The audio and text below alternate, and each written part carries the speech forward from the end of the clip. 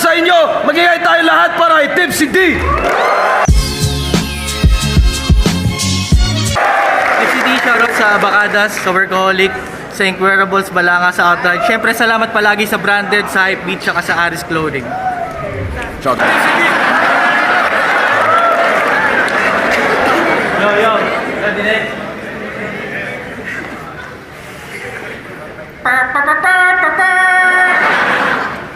Nakatanggap ng telegrama ang inyong lingkod na Andrade.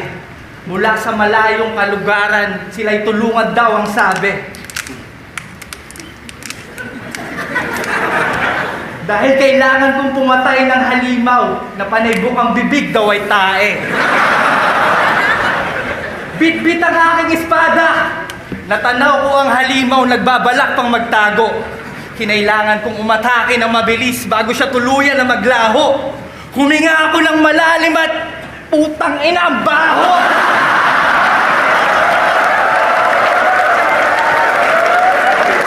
Dapat pala sniper yung dinala ko para pwedeng tumira sa malayo. Okay, ulit. Bit-bit ang aking sniper! Inakyat ko ang pinakamatayog na puno upang sipatin ang halimaw. Kinakailangan ko lamang sundan kung saan ba papunta ang mga langaw.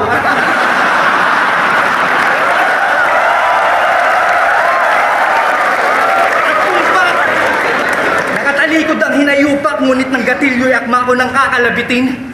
Biglang humarap si Saito sa teleskopyo at sumabog ang salamin.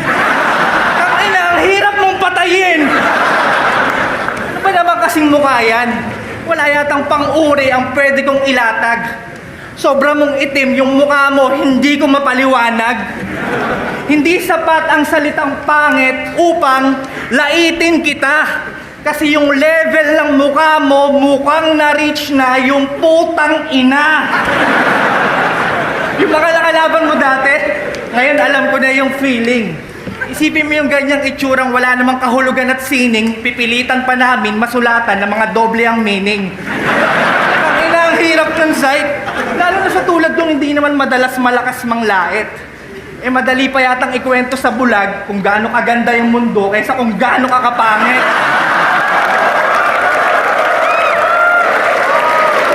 Hindi lang basta pangit, sobrang lame mo din. May itsura pa yata sa'yo yung anino ni Draymond Green. Nung sinabi ni Sinyong babalik ang waspakan na kamukha mo, bigla akong winasak yung time machine. At alam ko rin na dati kang albino.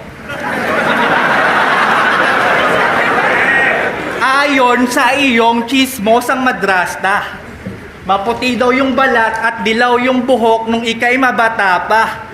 You look like the kid from the Can of Alaska. Kaso nangitim kakabenta ng antena. Shout out sa mga kumakayod sa probinsya, lalo na sa mga kababayan ko. Lagi nyo sanang tatandaan na hindi ko man madala dyan ang labanan, at least lagi ko naman dala-dala ang bataan. Oo, pareho tayong probinsyano.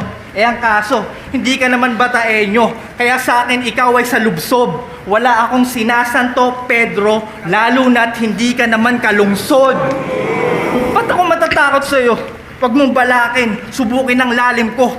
Lunod ka sa akin, matindi man ang kapit mo. Hulog ka sa akin, dalawin mo ko sa panaginip ko. Tulog ka sa akin! Sobrang itim, di na makita yung mga pasamo. Di ako maglalaylo kahit na magsumamo. Kahit nangalay, di mga bawat latay na para ba akong psycho. Black eye after black eye hanggang mawalan ng psycho. At ngayong bulag ka na, naranasan mo pa rin makita yung sarili mo sa salamin, kaya doble yung pasakit. Dahil sa kabila ng dilim, maalala mo pa rin kung gaano ka kapangit. 2 days preparation, bitch! Ano pa na? Sige, pakinggan natin.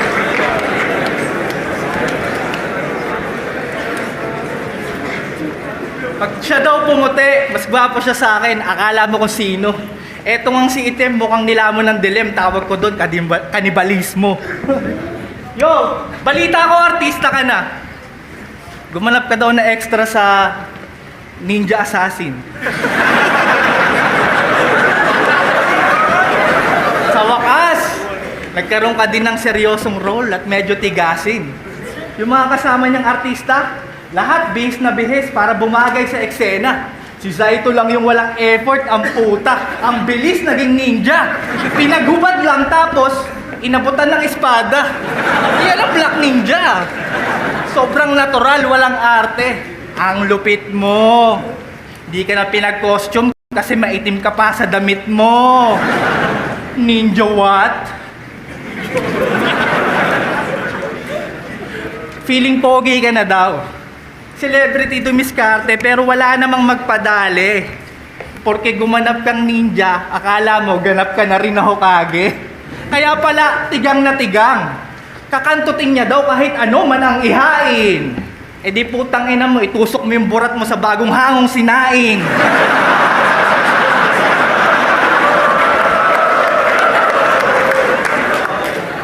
Tanginan to, kahit anong pilit mo sa babae, wala kang dating at poise. Maligo ka man ng maraming mayonnaise, hindi ka magiging lady's choice. Ninja what? Talagang tinuruan mo pa maging ama si Flick G. Akala mo talaga kung sino.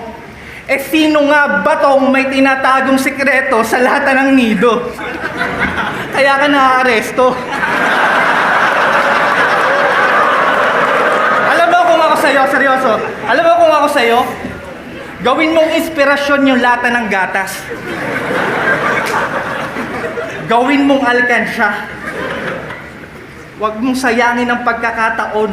Alayan mo ng simpatsya. Alam kong mahirap pang mag-ipon, pero maglagay ka hanggat kasya. Para pagdating ng panahon na punong-puno na ng barya, pwede na nating basagin sa ulo mong tangina mo ka. Akala mo ipaki ako sa'yo? Gago! Sa katunayan, kung meron akong isang bala ng barel para lamang kalabitin, tapos nakaupo si Saito at si Badang, tapos ako yung tatanungin kung sinong dapat sagipin. Tangina mo, Saito! Kukunin ko si Badang at patatayuin. Dahan-dahan kong paglalakarin. Palapit sa'yo at pakakandungin para sabay ko kayong barilin. Tangina nyo. Ganyan ang buhay, malagim. Alam kong masyado ng madilim yung mga nangyayari sa'yo. Kaya nga hindi mo mahanap yung nanay mo kasi mas maitim siya sa'yo. Pero biro lang. Set up ko talaga yon para sa isang sorpresa. Meron ako sa iyong sasabihin na maganda. Natagpuan ko na yung nanay mo. Nandun sa Wakanda. Di ba doon ka nagmana? High quality na uling kahit darang na darang. Pag 2 beses nag-snap si Thanos, malamang abo na kaming lahat. Ikaw baga pa lang.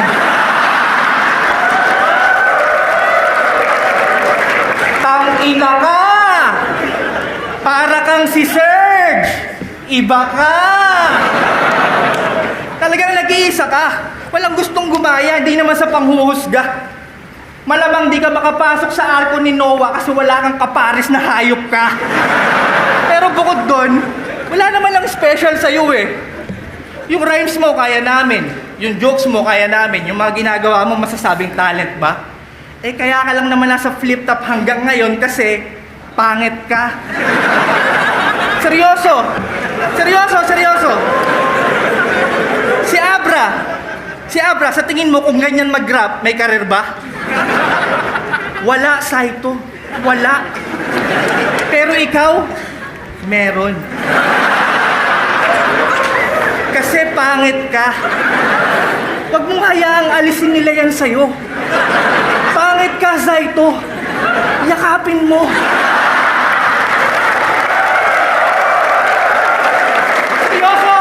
Seryoso ako.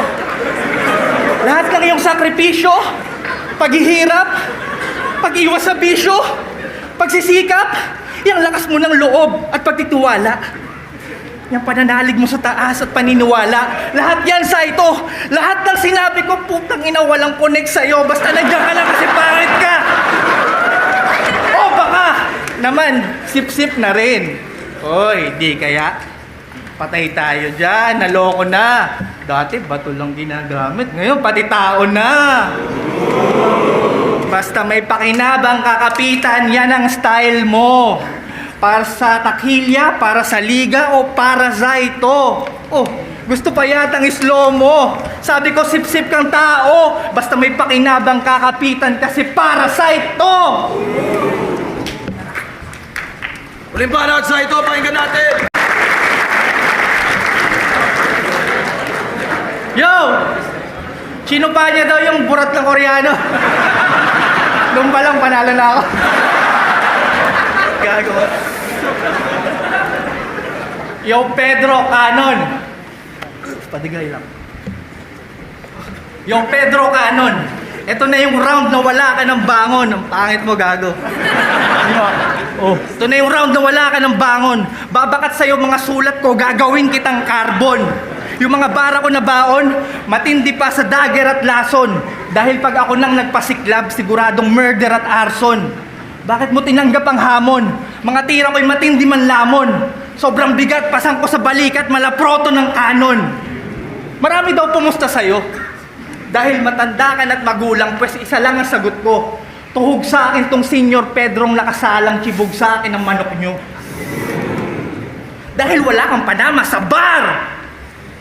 Patuloy man na manalangin, parang tinadhanang manalo si Jafar. Humiling ka man, Aladdin. Ba't kita seseryosohin? Tangina negro. Napakatarantado. Pag binibigyan ng laban di naghahanda, walang pagbabago. Super Saiyan naka-hombre, ang lakas makagago. Sabi pa neto, siya daw ay veterano. Palaging panalo. Sanay sa entablado, maraming tropeyo. Tangina, halata namang imbento. Ganyan talaga kapag Pedro, lagi lang bida sa kwento. Feeling ko tuloy ako si Juan. Kasi tamad na tamad akong sulatan ng tulad mong salot. Pero buti na lang, kakutis mo ang pambansang hayop. Balatan na lang kaya kita ng buhay. Ha? Para naman sa kahit papaanong pananaw, hindi nila ako masabihan na tamad. Kasi ako'y kumayod ng kalabaw. Nasa probinsyano ka na daw. Pero yung karir mo malungkot. Parang tisyong pinahid sa tae kasi yung papel mo doon dugyot. Diba? Pero nakakabilib doon, hindi siya umaarte. Kahit yung ganap niya salbahe.